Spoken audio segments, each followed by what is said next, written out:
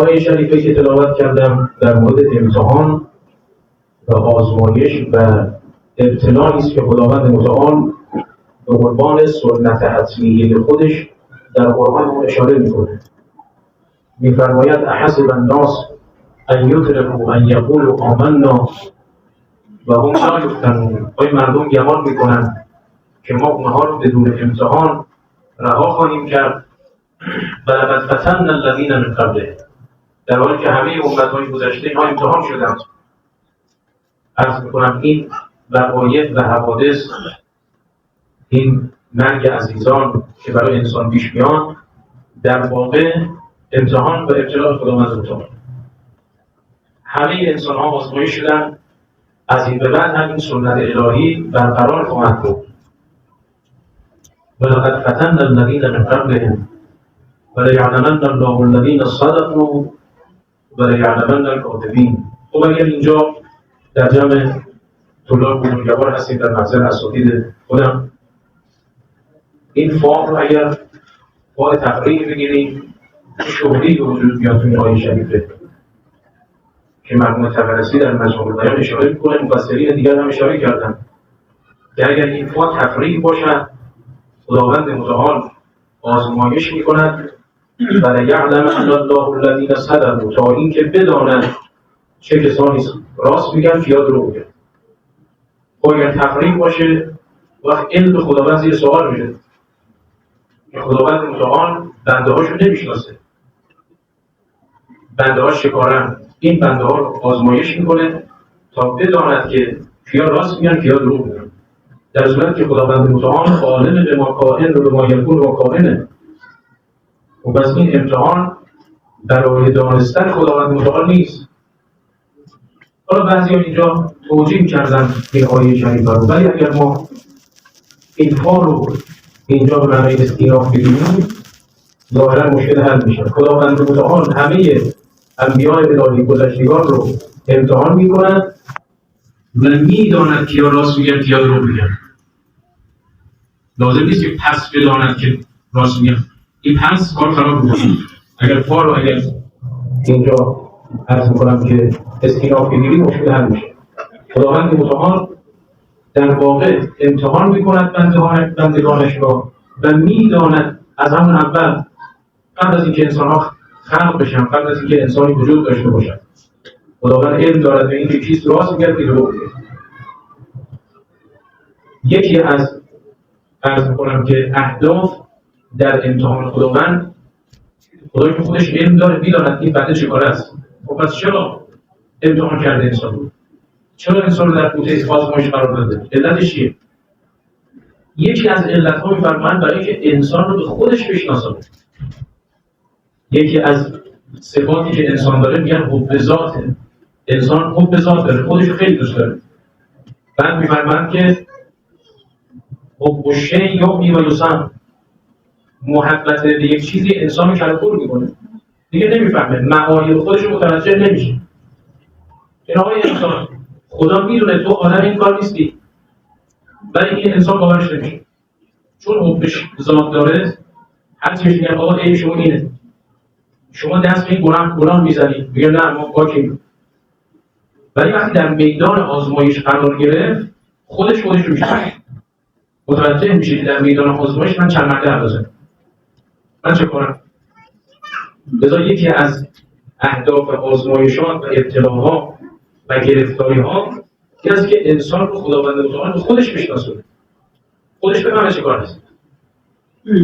وگرنه خداوند متعال علم لدنی داره به اینکه انسان‌ها چند تا پیغام داره این آیه شریفه. اول اینکه آزمایش و امتحان سنت الهی است، حتما به وجود همه انسان‌هایی که به دنیا آمدن باید آزمایش بشن، امتحان بشن تا معلوم بشه. لذا می‌فرماید امتحان برای همه است. ثانیاً اینکه این امتحان و آزمایشی که انسان می‌شوند تنها به زبان نیست. خدا می‌فرماید احسب الناس ان یترکوا ان یقولوا آمنا، اینکه بگن ما امام حسین رو دوست داریم، سینه بزنیم بریم خونه، نه، به این چیزا نیست. تو زندگی یا عاشورا به وجود خواهد آمد. صحنه یا عاشورا برای انسان تکرار میشه. انسان رو آزمایش میکنه. اینجوری نیست که انسان شعار بده احسب الناس ان یترکوا ان یقولوا آمنا و هم لا یفتنون. اینطور نیست که کار با شعار تمام بشه. لذا فتنه به معنای این است که طلا رو گداخته بکنن ناخالصی ها جدا بشه. طلا رو آب بکنن ناخالصی ها جدا بشه. چرا به امتحان میگن فتنه؟ چون این گرفتاری و مصیبت و بلایی که سر انسان میاد، انسان رو ناخالصی هاش پس میبره. انسان رشد میده. گرفتاری از یک جهتی مثبت، از یک جهت منفیه. اگر انسان تو زندگی اون جهت‌های مثبت رو در نظر بگیره همیشه پیروزه. گرفتاری و مصیبت برای انسان پیش میاد، از یه جهت انسان رشد پیدا میکنه، تعالی پیدا میکنه، اون ناخالصی‌های درونی انسان از بین میره. لذا فتنه، تعبیر به فتنه یعنی گداخته شدن نفس انسان تو این گرفتاری‌ها، تو این مریضی‌ها، تو این مصیبت‌ها ساخته میشه، رشد میکنه. در یک از علمای اخلاق ایشون میفرمود خدا تیر داره، تور داره، تار داره. برای این مریضی‌ها و گرفتاری‌ها اگر برای انسان پیش بیاد، تیر خداست. بعضی‌ها خدا تیر میزنه که از درگاه جدا نشن. تیر میزنه و نگه می‌داره. گرفتاری و مصیبت تیرهای خداست.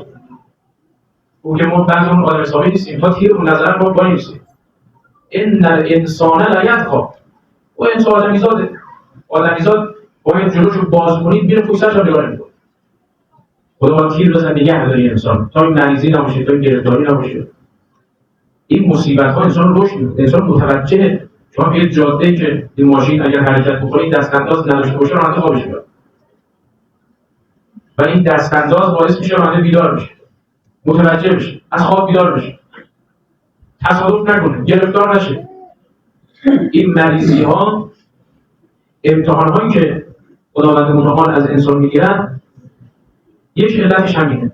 یک علتش این است که استعدادهای انسان رشد بکنه. شما تا یک انسانی در بوته آزمایش و سختی‌ها قرار نگرفته باشه، معلوم نمی‌شود که این مرد میدان صبر هست یا مرد نیست. این صبر دارد تا مصیبت معلوم نمیشه. قبل از اینکه مصیبت بیاد، قبل از اینکه گرفتاری بیاد، خیلی شعار میدن. شعار دادن کار نداره. مهم این است که شما در میدان عمل چه کاری؟ لذا خداوند به آزمایش میکنه. یکی از امتحان‌هایی که خداوند متعال از بندگانش میگیرد همین آزمایش به مرگ عزیزانه. ولنبلونکم بشیء من الخوف والجوع ونقص من الاموال والانفس والثمرات وبشر الصابرین الذین اذا اصابتهم مصیبه قالوا انا لله و انا الیه راجعون. خدا این آزمایش رو از شما میگیره. شما چه کارید؟ مرد میدان صبر هستید یا قانون از کف میدید اونجا؟ شما رو نگاه کن. شما خودتو اثبات میکنید، خودتو میشناسید.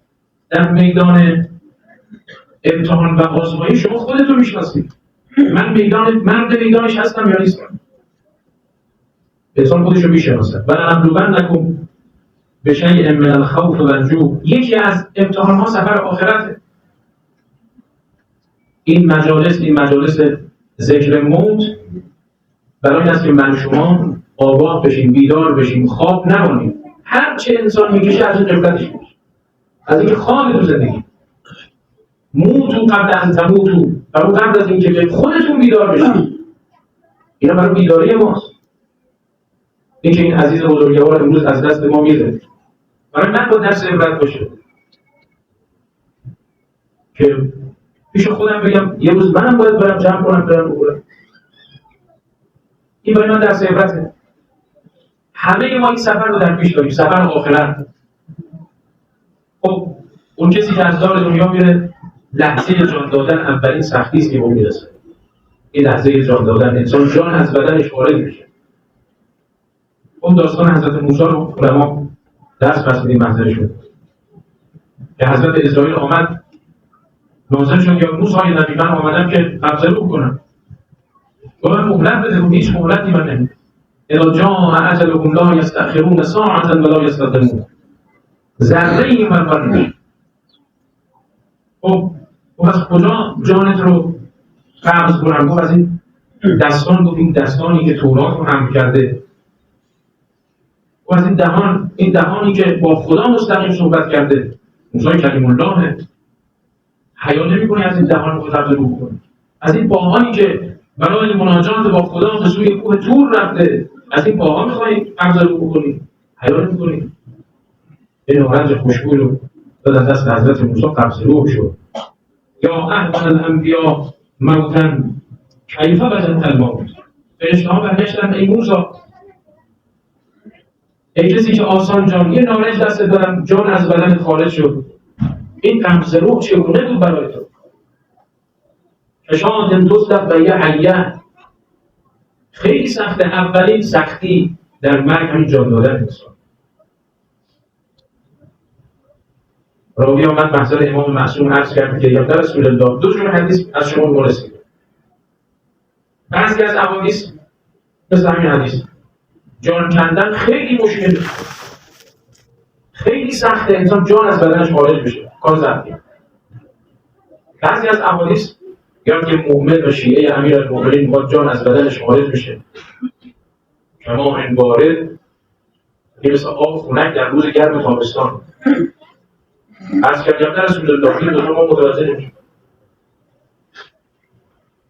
آقا به این مضمون فرمود که زنان مسیرت نگاهشون به جمال یوسف پیغمبر افتاد، اینا درد شاهور احساس نکردن. مؤمن در حال جان دادن وقتی جمالش به آقا امیرالمؤمنین میافتد، اونقدر محو جمال امیرالمؤمنین میشود که جان دادن احساس نمی‌کنه. ولی خب سکرات اگر کسی ایمان واقعی نداشته باشه، ولایت علی رو شعاری قبول کرده باشه، قلباً نپذیرفته باشد، ان یقولوا آمنا باشد، در زبانش محدود به زبانش بشه، گرفتار میشه. لحظه جان دادن گرفتار میشه. سختی جان دادن اولین مرحله. دومین مرحله چرا اول قلب بشه؟ این نماز وحشتی که مزدانی که توفیق دارن خواندن برای این بزرگوار فراموش نکنن. شب اول قبل انسان، عالم برزخ انسان، سختی هایی که وجود داره. خب این شخصی که از دار دنیا رفت، اما اونهایی که بازمانده هستند، اونهایی که این صحنه رو میبینن، اونها وظیفه دارن. وظیفه اول چیزی که عبرت بگیرن از اینکه این عزیز از دست رفته، ما هم باید بریم. این کاروان مرگ برای همه ماست، این امتحان الهی برای همه ماست. وظیفه اول صبر کردن، مخصوصا برای صاحبان عذاب. صبر در امام سجاد علیه السلام فرمود علامت مؤمن 5 چیزه. الورع فی الخلوه.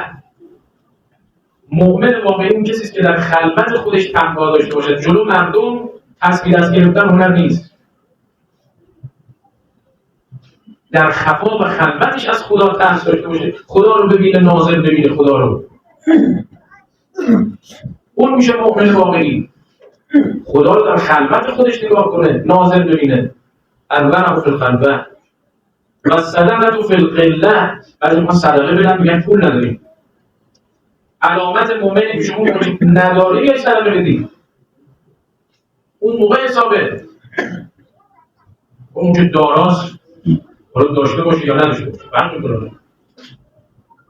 اون موقع که انسان نداره، مؤمن واقعی کسی که اعتقادش به خداست، توکلش به خداست. یا من ندارم، خدا که داره بده، خدا برای من جبران میکنه. علامت مؤمن. و صبر عند المصیبه. علامت مؤمن این است که در مصیبت ها صبر میکنن، به خدا توکل میکنن. این چیزی که از دست رفته رو امانت خدا میداره، نگرانی نداره. انا لله و انا الیه راجعون. ما همه چی مال خداست. آدم فکر میکنه بعضی چیزا رو مالک است و صاحب است. ما همه تو توهم زندگی میکنیم. ما تو زندگی یا خونه خریدی فکر میکنیم مال خودمون. انسان ها در توهم مالک انا لله. لذا در مصیبتات پای شریفه فرمودیم پای استرجاع انا لله و انا الیه راجعون. آدم آرامش پیدا میکنه، حفظ ازش گرفته میشه، اضطراب از زندگی رد میشه. همه بیچارگی و اضطراب انسان به خاطر اینکه فکر میکنه صاحب خدا مالک انسان. مکانی نیستیم. انا لله. و هر موقع مصیبت دیدی بگو انا لله، دلت آرام میشه. ما که صاحب نبودیم.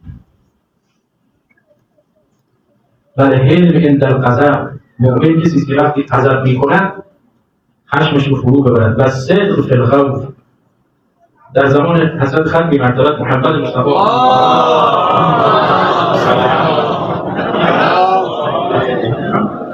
یه خانومی بود سوادی نداشت ولی ایمان بالایی داشت. این سواد رابطه مستقیم با ایمان نداره. اینجوری که هر کی سوادش بالا باشه حالا ایمانش هم بالا باشه، نه، تناسبی وجود نداره. یه خانومی که ایمانی بالایی داشت فرزند از دست داد. فرزندش در خانه قدیم که امکانات نبود برای ایمان داد، فرزندش از دست داد. خب یه مدتی زن عاطفه داره، مادر عاطفه داره، گریه کرد. بعد که گریه‌هاش تموم شد، بعد گفت الان شوهرم میخواد بیاد این مصیبت رو کتمان کرد، این بچه رو قایم کرد، یه گوشه‌ای از شوهر خودش استقبال کرد. یه سوال از شوهر خودش پرسید: تو اگر یه امانتی رو یه کسی به دست ما بده، بعد به ما بگه امانتمون رو پس بده، اگه ما پس ندیم کار زشتی کردیم بده. یه شوهر گفت خیلی کار بدیه. گفت خداوند متعال یه امانتی رو 3 سال پیش ما داده بود، از ما پس بگیر. انسان تو زندگی دیدش خدایی باشه. چرا حضرت زینب کبرا این همه مسائل رو تحمل میکنه؟ این همه مسائل وقتی دید انسان، وقتی همه توجه حضرت زینب به خداست، ما رأینا الا جمیلا، این مسائل همه برای خدا بوده، ما نگرانی نداریم. انسان آرامش پیدا بکنه.